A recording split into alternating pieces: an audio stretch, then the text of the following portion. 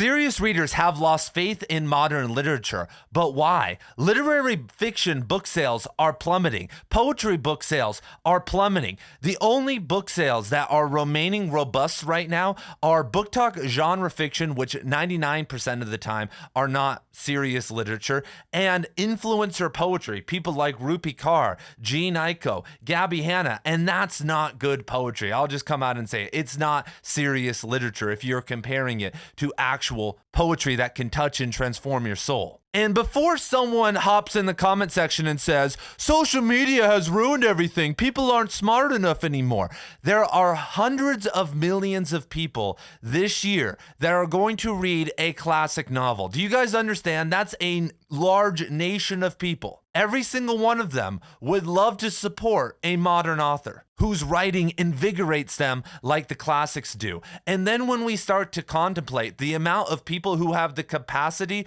to read a literary fiction novel that is of an average difficulty, that number soars into the billions. And many of those people, if you ask them, would say, yeah, I like to read. So what's going on? Why don't we as readers feel represented anymore? And in today's presentation, I am going to tell you guys. And if you do not know, my name is Ian, and here on Right Conscious, I'm trying to create a literary renaissance. I'm trying to activate 1 billion new readers by talking about the best books and authors of all time so that we can change the world. And you guys already know that I'm going to bring the energy today in the presentation. And so your boy could take our initial causal factors back to the 15th century with the invention of the printing press. But I will yield, everyone. Heal, Ian, heal. Rah, rah, rah. I will stop myself and take us rather to about 40 or 50 years ago. Because what is serious literature? What is literary fiction and poetry? What separates it? What separates a Thomas Pynchon novel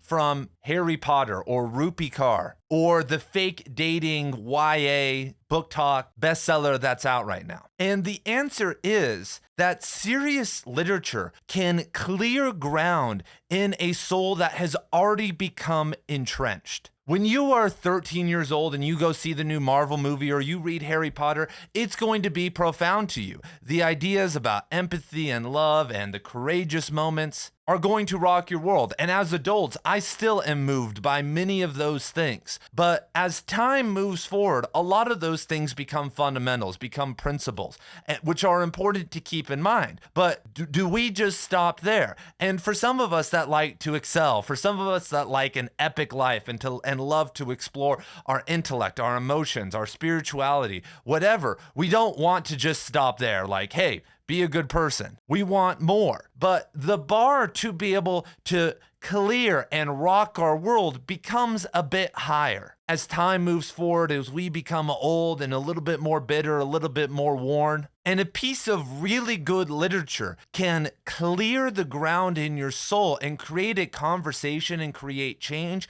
create expansiveness, or create tear in your soul. And it's absolutely wonderful, right? It's addicting. We love it. That's why we're in this game, baby. Let's go. Never back down, never what? And what literature does better than any other artistic medium by far is allowing us to connect to the mind. If you are a writer, to the reader, and if you are a reader, to the writer, in so many different ways. Because literature has interiority, so we can get in the head of these characters. So through my mind, I'm in the head of a character that's a simulacra of a creative impulse or an experience or another person in the author's life. And when we interact with literature, what happens is a third body is created, this spiritual energy. This is what happens in relationship or in a friendship. We come together with someone and then a certain energy is created, and it's unique depending on the type of person that you are with, or who it is, I should say. And what separates literature from almost anything else, and like solo artists, like folk artists or rappers or visual artists can kind of fall into this too, is that correspondence, that third body is between you and one other person. Cormac McCarthy sat down while he was in poverty, starving after being divorced 2 times, and sat down and wrote Blood Meridian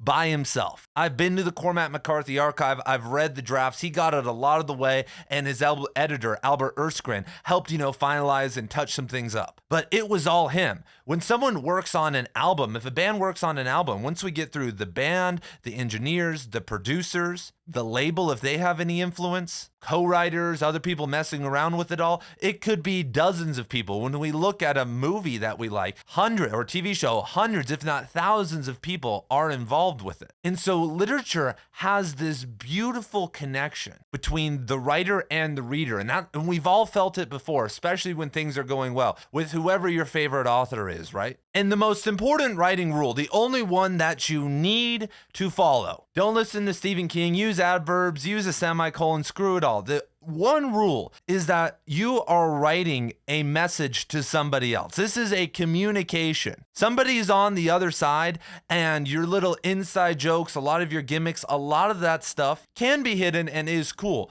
But at its core, you are writing to another human being. That's the point, right? We can tap into the mythology. I'm not writing for anybody. I'm writing for the cosmos. I'm writing for myself. I'm going to throw it. But really, we are writing and hoping that at least one person is going to read it. And that one person most likely isn't going to understand everything about you. And they're only going to understand what they are given. I don't want to turn this into like a new critical presentation, and we're not going there. And so this is all easy, right? You guys know this. But something changed around 60 years ago, during the golden age of publishing, when literature was really at its peak in the 1950s, the 1960s, the early 1970s, even across the entire 1970s. Literature was still the dominant art form. Literature had a massive audience. People that were born in 1900 and had retired in 1960 had never been exposed until they were even older to the radio. And many didn't even adopt the TV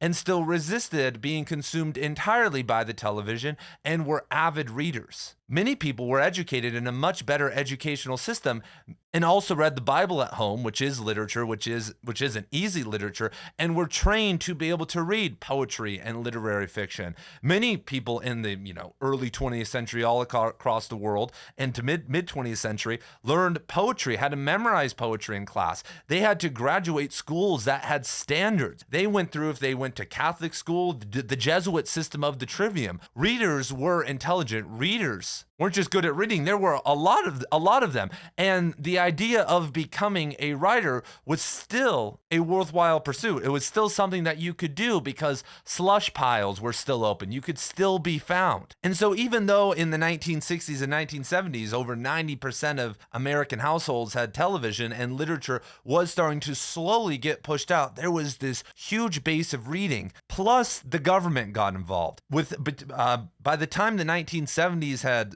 started, there were dozens, if not over 100, probably we're getting close to the number of 100, because there are currently over 250 MFA programs in the United States, and we're not counting all the bachelor programs that do creative writing. So we're talking hundreds of creative writing programs, which offer opportunities for authors to, teach a couple classes a week and then, get paid enough so that they can write. Government grant money, National Endowment of the Arts funding, a lot of funding. Plus, publishing houses were willing to give deals out to writers that maybe wouldn't make them that much money back because they were just rolling in money. There was so much coming in from other authors that they could give someone like a Cormac McCarthy a deal, even though he wasn't really making them money back. Yeah, here's $5,000, whatever. And this sounds great, right? But something started to happen. The writers at that time started to take that position for granted and stopped writing for readers. And this is what really killed literature, everyone. Long before social media,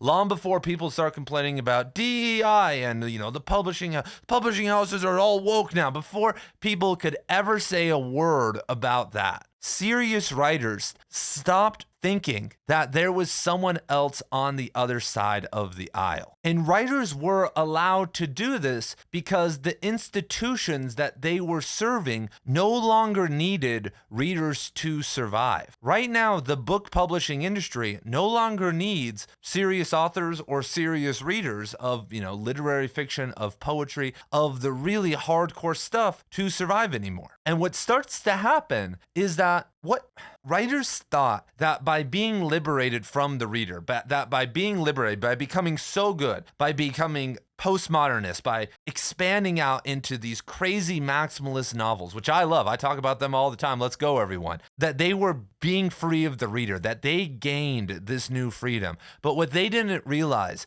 is that as an artist, there is always a master to serve. And by abandoning the reader, they selected the worst master of all, which is the institution. Because when you no longer have to write to readers who elevate you, writing art is a social exchange, right? How is money made? Well, you do some form of art, and if you get enough fans, then there are enough people out there, if you have a good deal or whatever, and enough promotion, and you release enough stuff that they will allow you to be a full-time artist, or help you at least live a more comfortable lifestyle. Plus, you are writing too, so you're trying to help them. But if you no longer want to write to them because you don't have to, I want to do something so great that no one's going to understand it. I want to be the next Thomas Pynchon.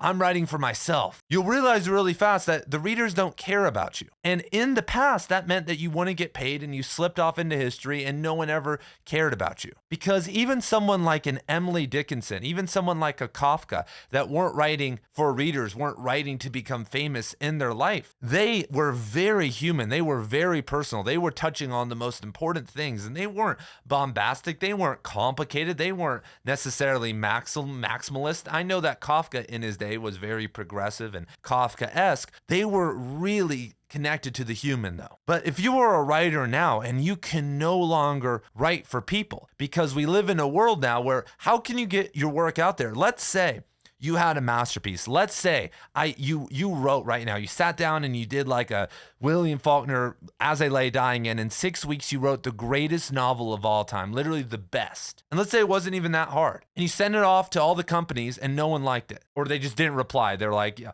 they got like AI responses like, yeah, great job. And no one picked up your book. How would you get it out there? Do you think that there by word of mouth that way would explode and become a best-selling novel? We're talking the greatest novel of all time. You just wrote it. And the answer is probably not. And so we've become so alienated. And this started 6 years ago.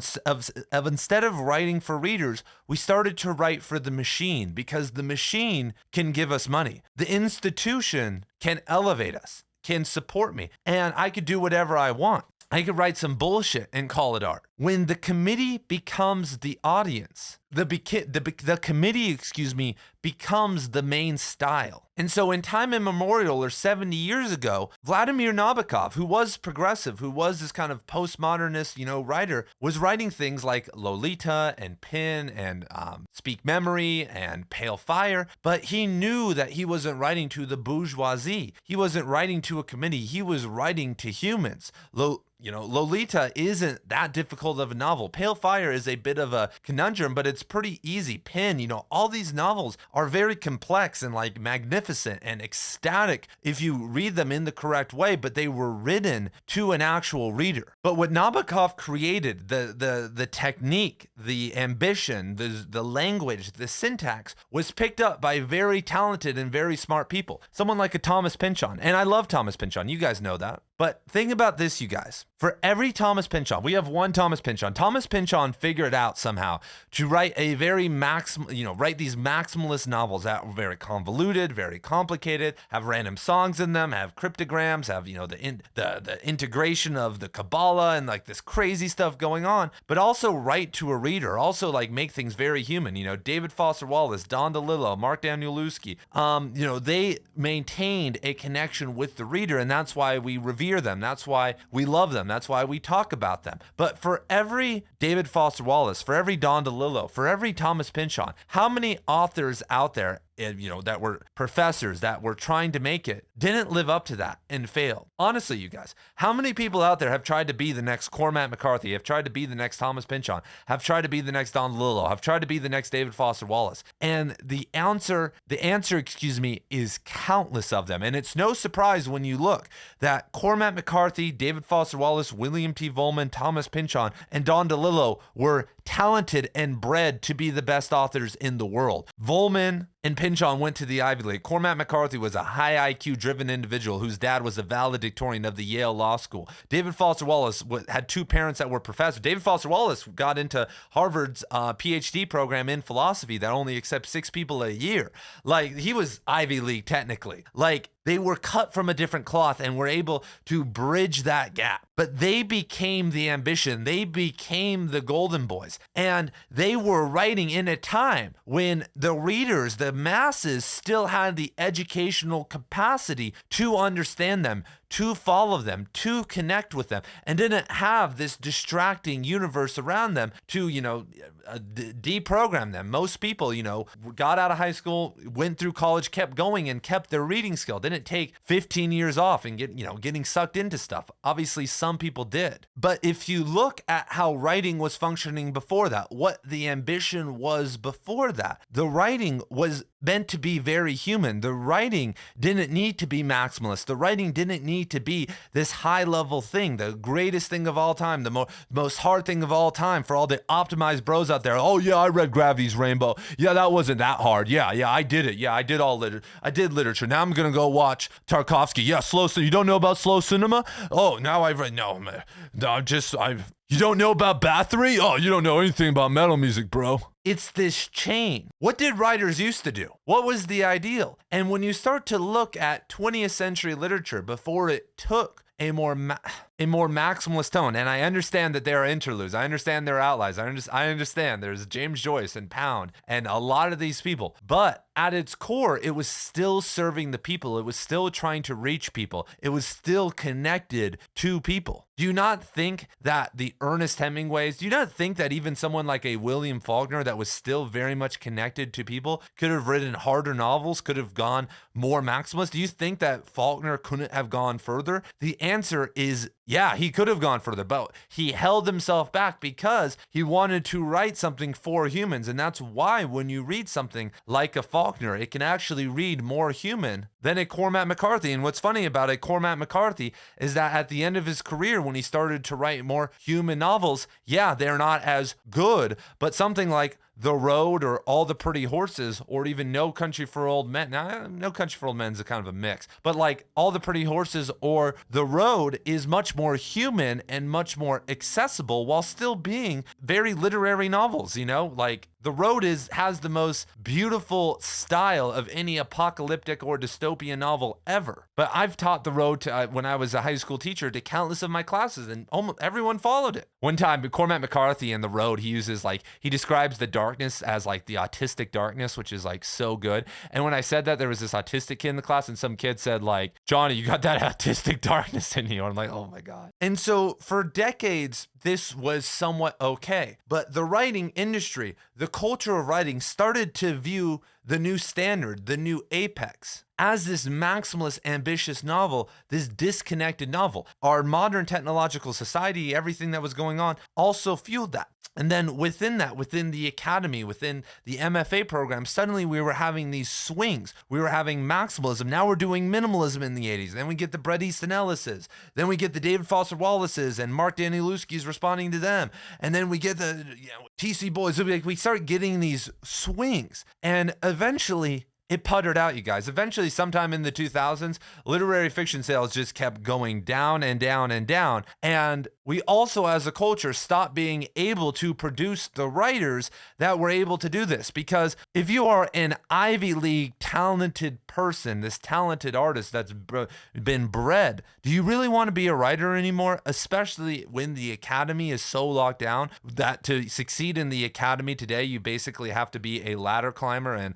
align with whatever political vision. Even if you're a liberal, even if you are like a hardcore leftist, Like William T. Vollman is a liberal. Thomas Pynchon, I would say, is a liberal. Don DeLillo is a liberal. David Foster Wallace voted for Obama, or was going to. Do you think, he didn't vote for Bush, I know that too. How good would they have done in the academy? David Foster Wallace had been given a special post where he taught one class a year. He did one class out of the entire year. He did one class across one semester, then spent the rest of the time writing. These other dudes never taught because they can't fit inside a box. Their opinions, their ideas are not meant for the academy. They would get themselves fired. And so this model that we built of the hardcore maximalist literary author is now gone because we live in a distracted world where people aren't bred to be that anymore. And even if they are, they're going to choose to go into AI or some other better paying pursuit, even in some other artistic medium that will, yield them much better results than writing. And so because of this, we have been sucked into a vacuum because in the 21st century, we have zero literary celebrities, you guys, like literally zero. Is George Saunders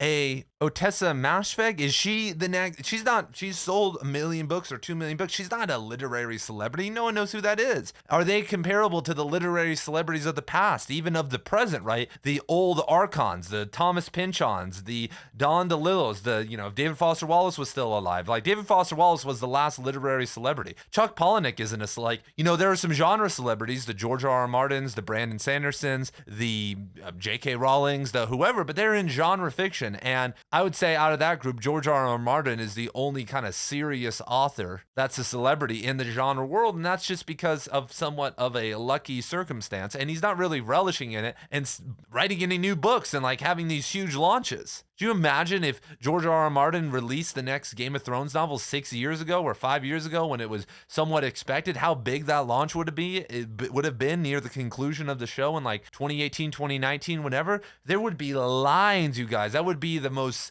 serious literary event that we've seen. And if you are serious about reviving literature, then you need to hop on Substack, which is the home of the literary renaissance. So over on Substack, the best readers and the best writers in the world are assembling. There have been authors that have serialized their novels on Substack that have gotten big publishing deals. We are starting to gain momentum slowly but surely. We are starting to push back against big publishing and providing the first platform in history, the first medium for independent authors to get out there. And so if you don't know, I have my own writing over on Substack, which you can read for free, but I also host literature courses, writing courses, and a book club over on Substack for a paid subscription. I also do free live streams every Friday at 5 p.m., 6 p.m. Pacific time over there if you're interested. But the Right Conscious Book Club is the most active book club in the world, everyone. We are reading 28 transformative novels in 2026 together. And so if you want to get serious about literature, if you want to get into reading, then you need to join the book club. This year we have been reading actually some novels that have been published in the last few years. We're reading mini novels by living authors. And so if you want to read books with the group, then hop on that. But I am also doing so many cool things, you guys. I have a William Blake course that's pumping right now. I have a symbol literacy course. I have so many cool literature and writing videos. So if you guys want to be motivated, if you guys want to see me do deep dives for an hour on just a book or even a poem or an idea, then you got to hop over to Substack if you want to support me and help me continue doing this full time. I'm supporting a family. I'm trying to create a literary renaissance, and literally, if you can swing it, you guys literally keep the power on. And so thank you guys for the support. If not, I have 700 videos on this YouTube channel. Help me out here. Do what you can. Save your money. You can join the Substack whenever you can. And thank you guys for the support. And I will see you very soon. Back in the video. Is Ocean Vuong the new Robert Frost? Then we can look at quality too. Like, I love George Saunders. I like a lot of his work. It's not the type of work that's making modern readers believe in literature again. It's not the type of work that clears that much ground in your soul, even if it does a little bit. Like, he's cleared some ground in my soul before. And so right now we are in a vacuum where the book publishing industry has tried literally tens of thousands, if not hundreds of thousands of times to create the next big thing. Thousands of times, if not tens of thousands of times, this book's going to do so well, and it doesn't do well. And it's because we've checked out, you guys. And so we don't believe in modern reading anymore because modern writing, first of all, cannot live up to this previous expectation. So we no longer have these authors. That's cool with me. Like, I don't need another I love another Infinite Jest or whatever, another, Underworld or another Gravity's Rainbow, but I would also be open to something, half as hard and half as short. And what's interesting is that those novels are being written and published right now. I'm not going to sit here and say that modern authors aren't, ready and aren't don't have what it takes to do this. But the problem is that over the past 20 years, we have been shown so much slop, so many bad stories, been sold on so many lies from people who are within the industry that we no longer trust and want to go seek out these readers. Because what happened was that 20 years ago, the world of literature and the book publishing world, after its free fall, started to say, okay, what can we do? What is the path back? We don't need to be publishing. I think after like Roberto Bolaño's 2,666 didn't become a worldwide sensation. When you look at the marketing, they were pushing it as this is the next, Gravity's Rainbow. This is the next Infinite Jest. And I think they thought that it was going to be huge, even though Bolaño was dead, that there was a general turn back to the, or maybe for the first time really ever, to the marginalized coming of age novel. And this aligns with, political correctness and the rise of, or I should say kind of, the rise of DEI in the world of the book publishing world and the university system. And I'm not, guys, I didn't vote for Trump. I've never voted. This isn't going to turn into like a Ben Shapiro rant. And it's actually not the full story. But if you guys remember what I said earlier about the Academy not producing people who are dangerous as authors, the culture started to create. Guys, I went to university. I got a bachelor's in creative writing. The MFA program, the PhD program that I went to had diversity marks within the program that basically said that we need to, every single MFA class, have a black person, have a Mexican, have an international student, and then the rest can be whatever race based on a kind of a meritocracy ideal. And so I got to know dozens of these people, these, MFAs, because I was involved in the, with the university and, had friends that were graduate students, and we're talking to all of these people. And what I found, and this isn't a surprise, was that none of them were dangerous thinkers. None of them were willing to rock the boat. None of them really had any crazy opinions. The craziest opinion they would have is like free Palestine or like something like that, or like, yeah, we should live in a socialist country.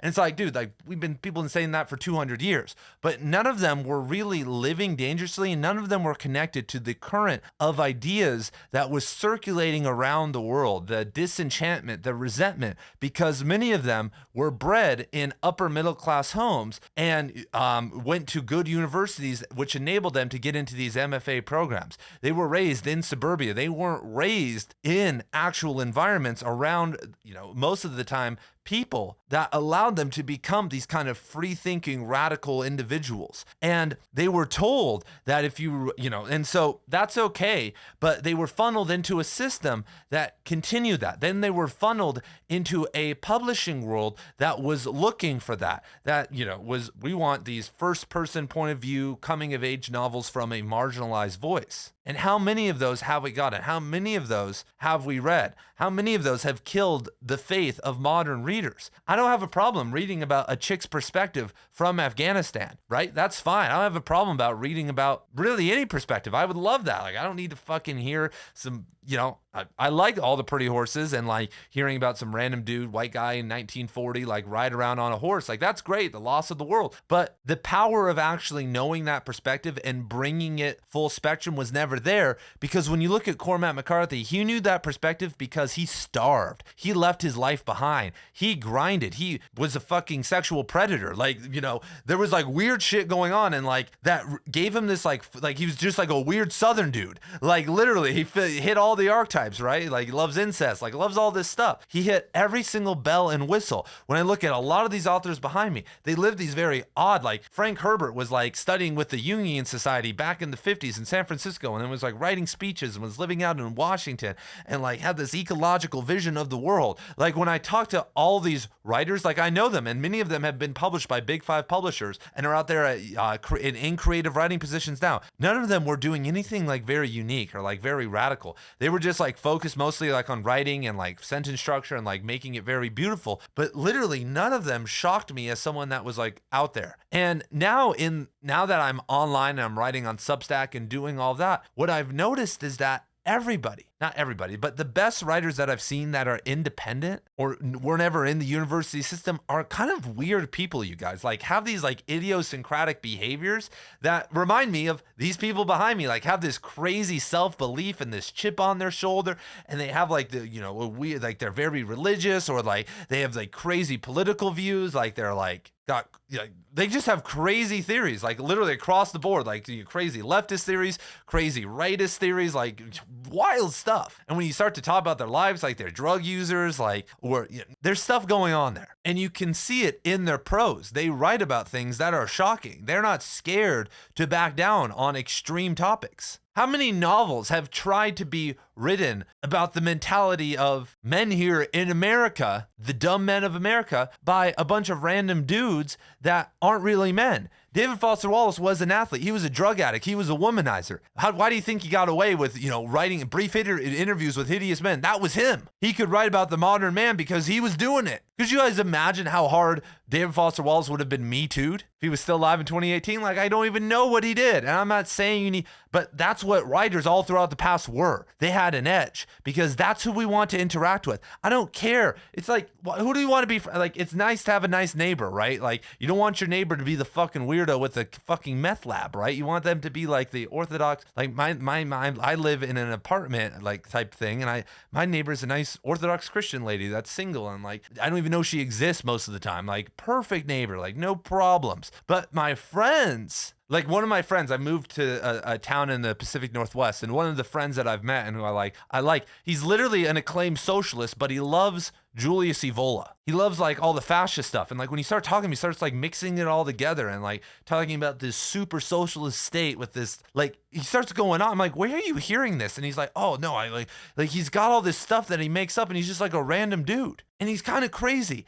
But to me, he's perfect. I love him. Let's talk. Do I want to talk to him or some random dude talking about the fucking Bengals? Like, oh, did you hear about the Dexter Lawrence trade? Shut the fuck up. Why do you have a wedgie? Like, what's going on with your pants, man? Let's talk about something. If we can't talk about something real, let's talk about at least something real now. Anyway, you guys feel it. Funny enough, like a writer that I know, he's had 2 novels published by a Big 5 publisher. I won't dox him here, but very nice guy. I was friends with him when I was going through my program. We met, and then he got into the MFA program, and then got his PhD, yada, yada, yada. But we were friends because I had like an intellectual curiosity, and we could talk about books and stuff. But like when I heard him, like he liked to box. He took like 1 boxing class a week or 2, and like he would actually spar. And when I would talk to him about it, or I would hear other people talk to him about it, like, oh, you box. Why do you box? Yeah, good exercise. Hey, what do you think about this or that? Generic response. And then you'd read his writing, and it was like there was explosiveness in there. But when you look at our modern culture, you guys, who do we like? Like, let's just be, why do you guys like me? You guys are still here. If you're still here, I'm a little bit crazy. I'm a little bit out there. The energy's a little bit off sometimes, or a little bit on, a little bit everywhere. And when you look at influencers, and we look at the people, when you even look at musicians and artists and all these people, there's this it factor about them that actually translates to their work. And in all the other genres, the limitations aren't there, because the problem with books is that somewhere across the hundreds of thousands of words that you write, you're going to actually have to say something. If I sit down, let's say I'm a rapper, and I make a 12-track album, and it's even like some conscious, more elevated rap, like what is Kendrick Lamar ever, like guys, I've seen Kendrick Lamar 2 times in concerts. I've listened to every single Kendrick Lamar song that he's ever released, back to the start, back to K-Dot.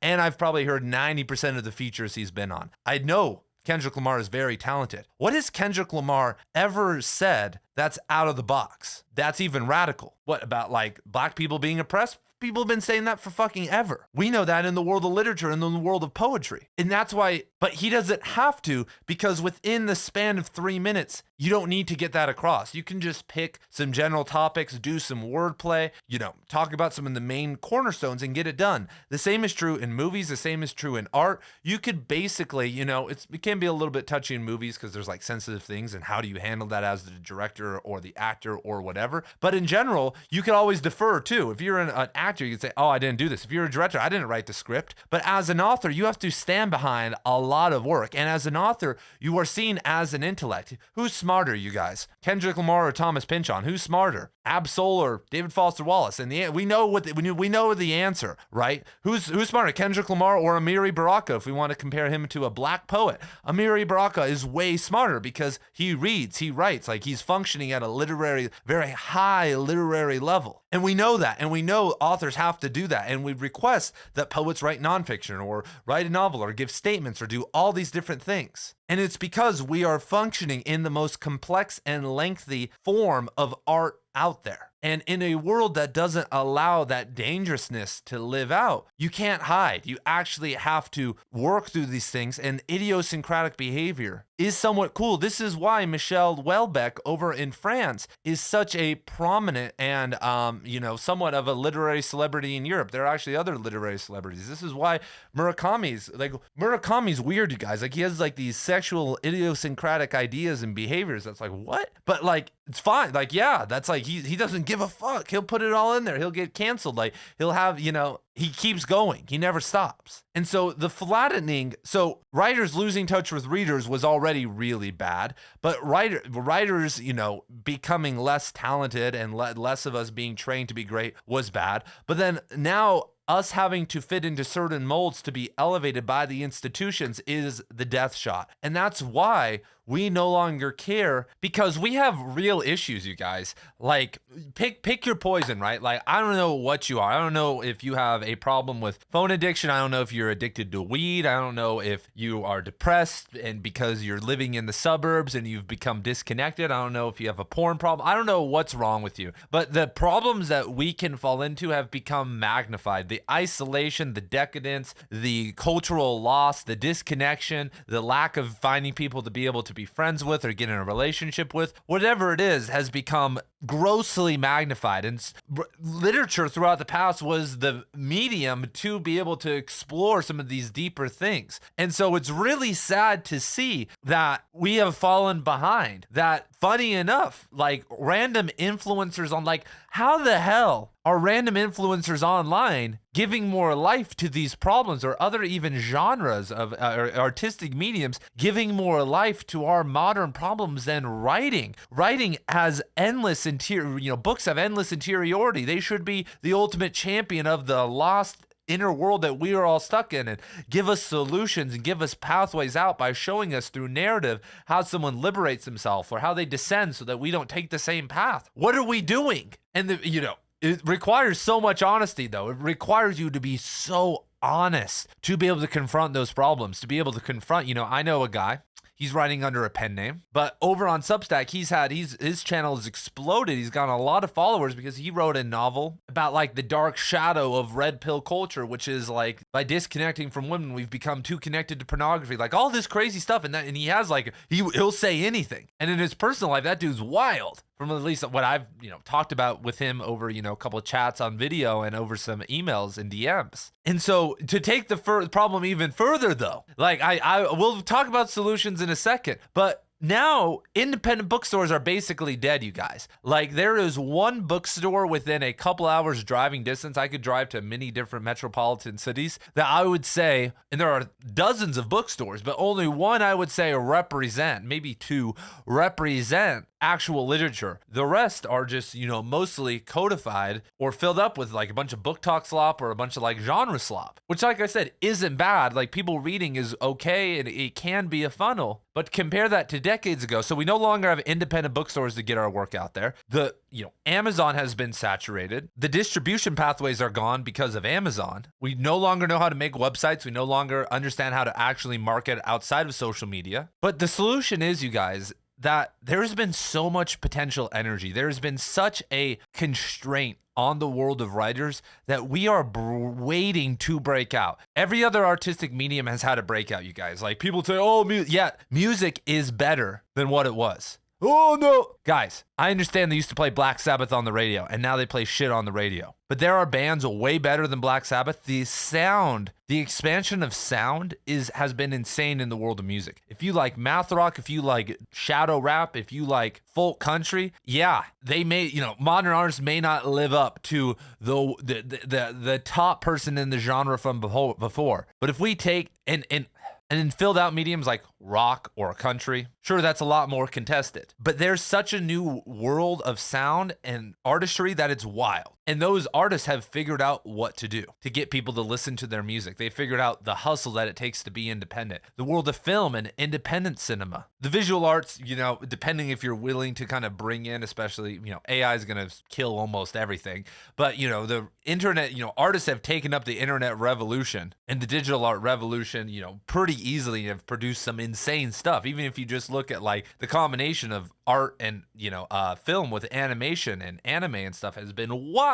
And so the obvious solution is this, you guys. There's only one way to create a literary renaissance. Writers are going to have to abandon the old model. Before the government and before MFA programs saved us, we were on a trajectory toward the old model. And unfortunately, it happened in a time where we needed those decades to learn. The new model that every other artistic medium has to function in is this. You have to put yourself out there. You have to actually learn how to influence people on the page and off. I don't want to be an Okay, cool. Do you think that your favorite niche musician or filmmaker or visual artist views themselves as an influencer? No, because they offer you an integrated experience. They have these idiosyncratic behaviors, but they still post on social media. They still go out on tour. They are still branding and promoting and packaging and doing all these different things. They are still worried about the listener. They are still activating and like doing these things. And you love them a lot of the time because they're living also. They're not dead. Writers need to learn that if we just step up and put ourselves out there, even if it's sloppy, but we're trying and actually doing something, people will want to support us.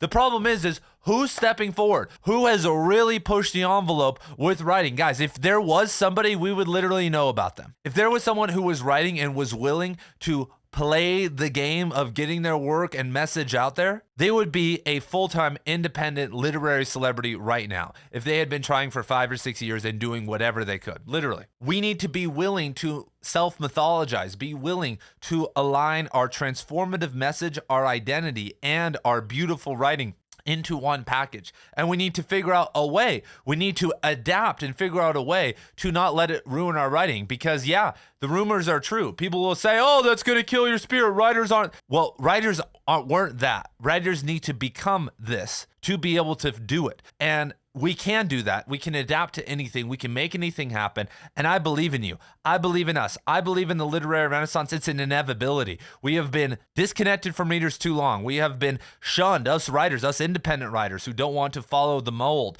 We've been shunned from the industry for too long. There is an army of us out there, and we need to activate. I'm trying to do what I can, and I need you to do whatever you can, whether you are a reader or you are a writer. Don't buy books from big publishing. Start finding small presses. Start finding independent writers on Substack. Start finding people. Start wasting time. Start going through duds. At least, guys, I'll read a dud piece on Substack sometimes. I'll read a piece that's trying to be literary, and I'll sit there and be like, you know what? This sucks. This honestly sucks.